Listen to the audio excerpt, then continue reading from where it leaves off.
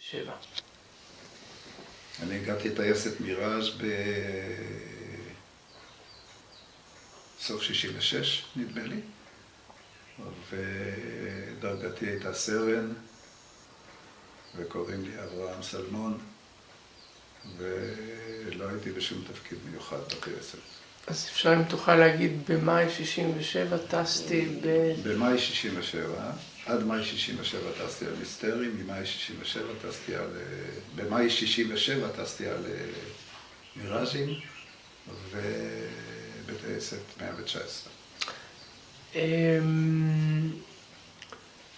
כמה ידעת אז על הדאגה הישראלית מאפשרות ערבית לפגוע בכור בדימונה? אתה כטייס. לא דובר על זה באופן מיוחד. דובר על זה, אבל לא באופן מיוחד. זאת אומרת, דובר על זה כמו לפגוע בכל דבר מקום בארץ. היינו בסטנד-ביי לטובת העניין, לטובת כל המדינה, לא לטובת הכור הגרעיני בדימונה בפרט. דימונה קיבלה איזה דגש מיוחד?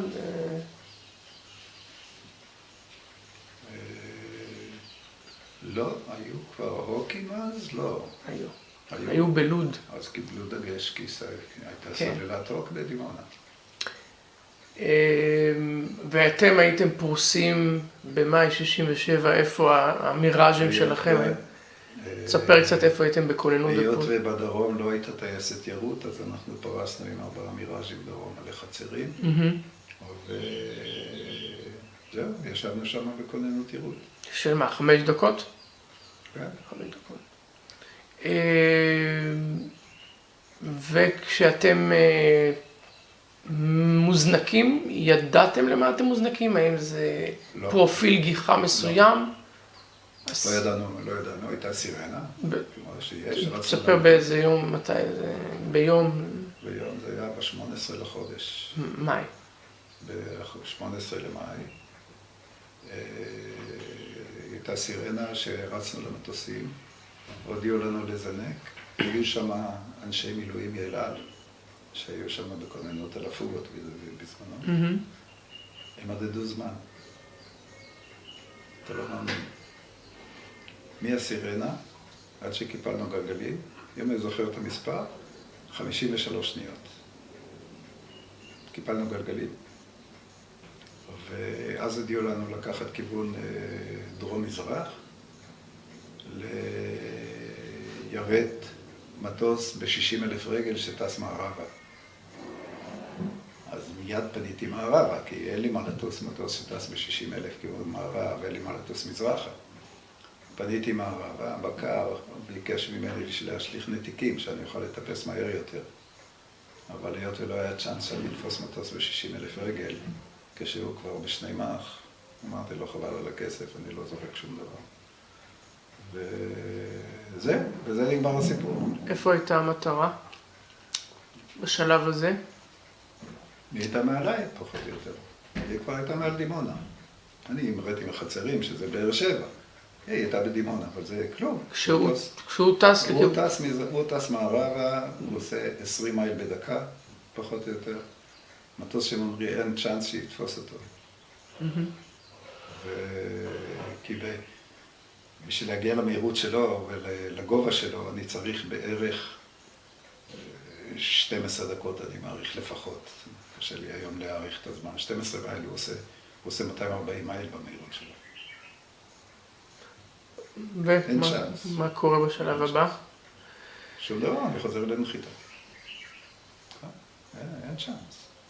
מה שמעניין זה, יש לנו במיראז' יש רצועות שקושרות את הרגליים לכיסא, שכשהכיסא מתרומם, זה מושך את הרגליים פנימה. וגם לי נפלה רצועה לרצפה, וגם לי מספר 2 שלי נפלה רצועה אחת על הרצפה, ובעצם שנטסנו רק עם רצועה על רגל אחת. בגלל זה היה 53 שניות, הכל היה... ניערנו, כי הכל היה ממש בזריזות. זו הייתה הזנקה אחת כלפי הדבר הזה? כלפי האיום הזה? כן, לא זנקו אליו יותר. לא, אתם. אחר כך ישבו בכוננות טייסים, מטוסים שונים, לנסות לתפוס אותו, אבל אין צ'אנס. מה אז ידעת שזה? מה? ידעתי שזה מיג 21, אבל... שמה עושה? אבל לא יודע מה הוא עושה, כנראה תיארנו לה מה המטוס עושה ב-60,000 רגל, מצלם, אם הוא עובר מעל דימונה, הוא מצלם את הכל. אבל זה כל מה שידענו, לא היה משהו מיוחד.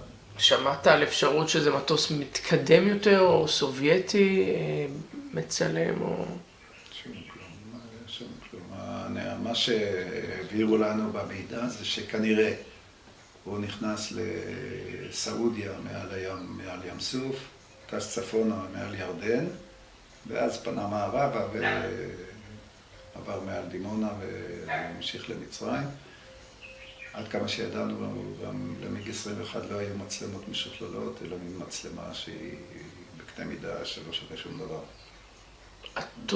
התוצאות שלו ידועות? הוא הגיע להישג כלשהו? זה מה שאנחנו ידענו. לא ידעתי יותר מזה. וזיהוי ודאי לגבי מיג 21? לא. לא ראו אותו. זה 20 קילומטר, אתה רוצה לזהות אותו. לא, הכוונה באמצעות מקור מידע נוסף, אולי... זה מה שאני יודע.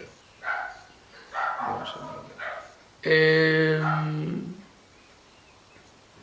במהלך השנים חישבת לעצמך מה היה פשר, אם אתה אומר שהתוצאות כנראה עלובות, המצרים היו לחוצים, מה פשר הגיחות האלה, מה לדעתך?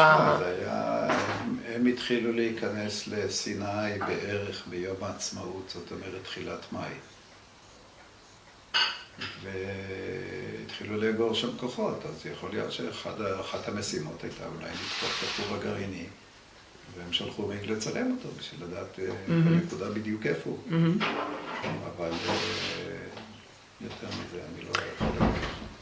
אנחנו זוכרים שמבצע מוקד הוא בעצם ההפתעה שלנו אותם. כמה אתם בחיל האוויר חששתם משליפה מוקדמת שלהם זהה? זאת אומרת, ממוקד שלהם עלינו, על שדות התעופה שלנו, מבצע זהה שלהם עלינו? לא חששנו. לא היה, מבחינת מודיעין, לא היה צפי... לא שאני יודע, אתה צריך לשאול את המודיעין. מה ההסבר לזה? אנחנו לא דיברנו על הנושא הזה בכלל, זאת אומרת, מי שיתאמן באוויר אוויר, יתאמן באוויר אוויר, מי שיתאמן באוויר קרקע, יתאמן באוויר קרקע. לא היה לנו, יכול להיות שהם יכולים לעשות לנו אותו דבר, אבל זה לא היה בכלל במחשבה שלנו. זאת אומרת, יותר מה שהדאיג זה שה1,000 טנקים על הגבול, ושרוב המדינה מגויסת, תשמע, כל אותם העיתונים, הילדים מחלקים חלב, הם מחלקים עיתונים, וכל הפעילויות, ומפעלים שייצרו עם פי 2 אנשים, היום חצי מהם היו מגויסים, וחצי אנשים שנשארו במפעלים ייצרו פי כמה יותר ממה שברגיל. וכולם עבדו על המשימות הביטחוניות, אם צריך, אני יודע מה. אבל התחושה היא אז שזו מלחמה קונבנציונלית, זאת אומרת, לא, או שכן חשבתם שזה על רקע גרעיני, אתה כמי שהיה לוחם בחיל האוויר, לא... לא חשבו על גרעין בכלל, לא יודעת. לא, שהסיבה היא הלחץ, או לא, הכל היה מגלומניה של נאצר.